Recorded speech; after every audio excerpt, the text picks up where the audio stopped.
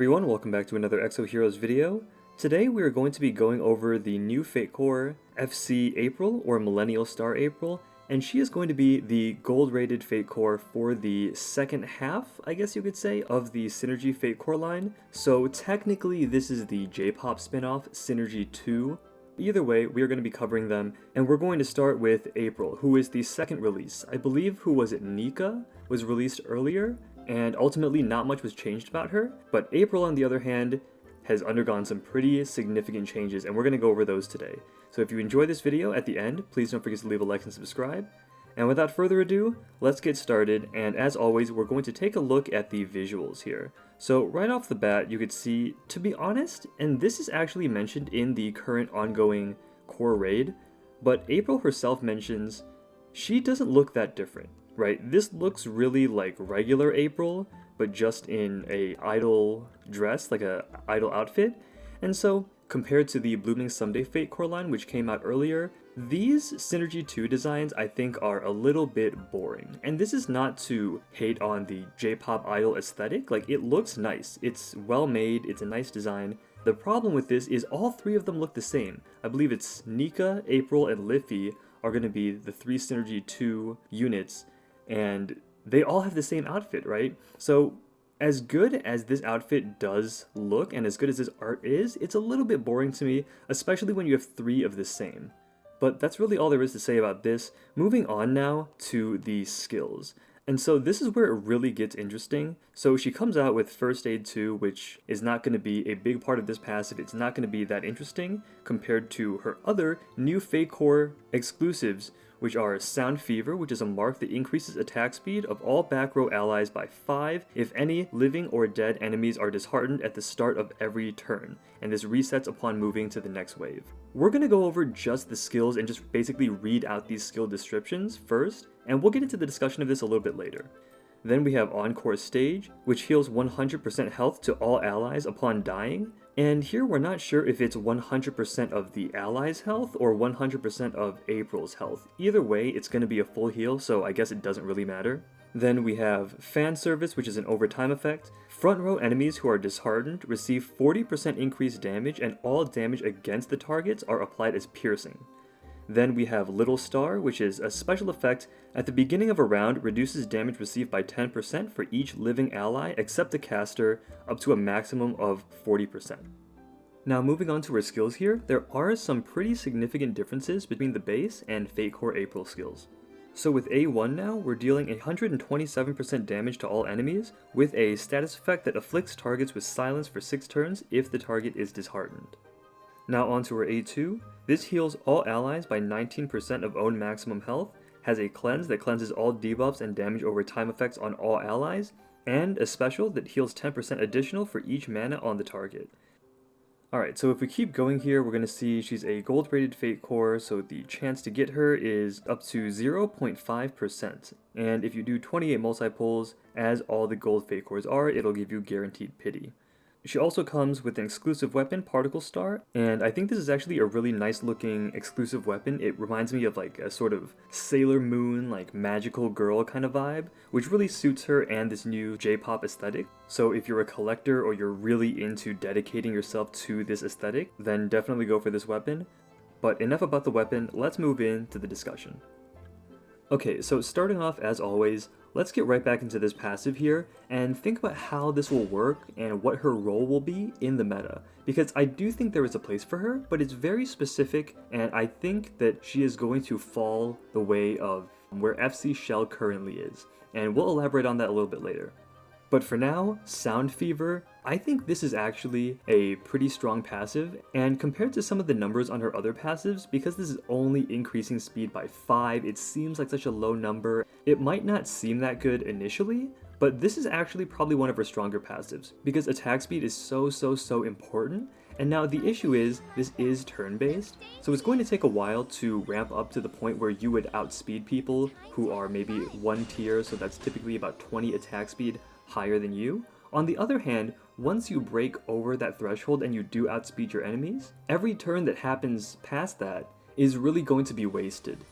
That having been said, speed is very useful, so we could see her becoming part of this fast attack-heavy team, which is something that the Lenombe Nation and Lenombe Signature Force is naturally geared towards. So then we have Encore Stage, which heals 100% health to all allies upon dying, and we don't know if this is April or the allies' health, but either way, because April is a support unit, and if you're going to be using her competitively, she's probably going to be 6-star, she's probably going to be Awakened, Redstone, so either way this is going to be a full heal. And I think this could be useful, but the actual situations where you would use it are very rare. And the reasoning is, April herself is not a damage threat. You're not really worried about what April will do to your team. So with that having been said, there's not really an incentive to focus her down and kill her early to give her team that 100% heal. And on the other hand, this would really only be useful for heroes that could actually survive. If you're just going to get one shot, it's not like this ability brings you back to life and then heals you 100%.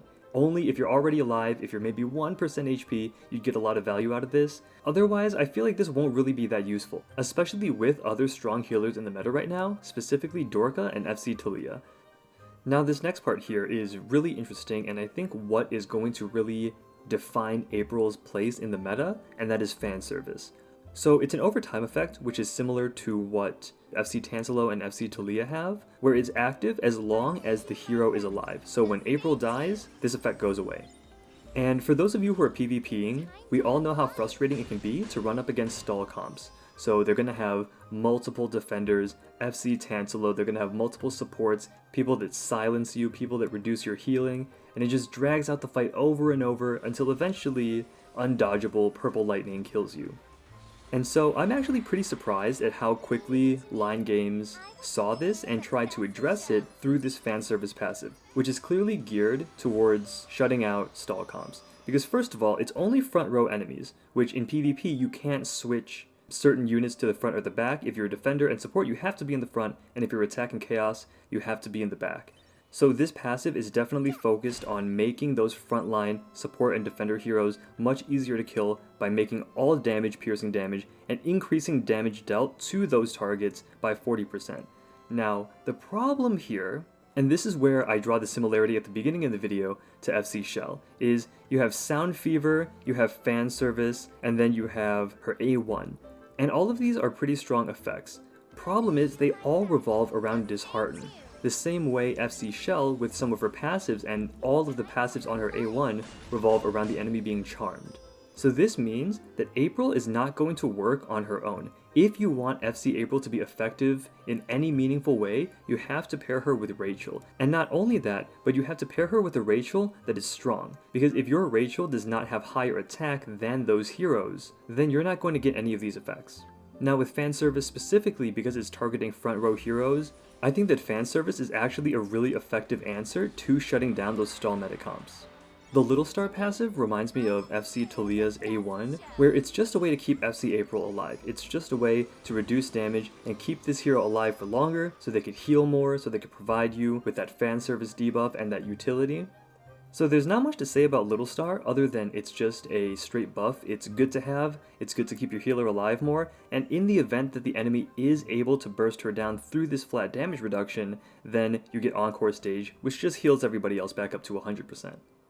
Her A2 is a little bit more interesting in that it went down from 5 mana to 1 mana, and more importantly, the heal percentage went down from 55 to 19%.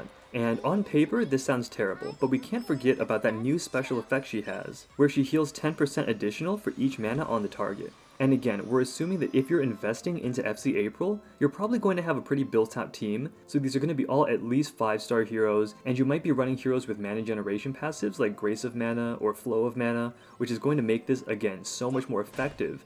And considering this is a 1-mana ability, it's very cheap. If she wants to, she could spam this every turn and give pretty chunky healing to your entire team consistently. So now that we've gone in depth a little bit about all of her skills, let's talk about where she really fits in here. So we mentioned earlier, April is not going to be a good standalone hero. And so this is why I'm a little hesitant to recommend pulling on FC April for all players. So the question really is, who should pull and who shouldn't pull? As always, if you're a collector, if you're going for core memory, then absolutely go ahead and pull for her to your heart's content. Play the game how you want, don't be a meta slave. On the other hand, if you do want to adhere to the meta a little bit more, if you do want to stay competitive in PvP without really heavy investment, we have to think about the ideal place for her. And so that is mostly going to be in tag team. But ultimately, our final verdict is this. We do not think that FC April is a must-pull hero unless you have a significantly invested Rachel and a significantly invested Lenombe signature force. If you do, then she rises to must-pull status. But if you're still in that phase where you're trying to decide which nation you want to invest in, or just trying to get your first signature force, then we don't think April is going to give you that immediate value to help boost the progression on your account. And with that having been said, that does it for this video. If you enjoyed, please don't forget to leave a like and subscribe for more Exo Heroes and Genshin Impact content. Thank you guys so much for watching, and we'll see you guys next time. Peace.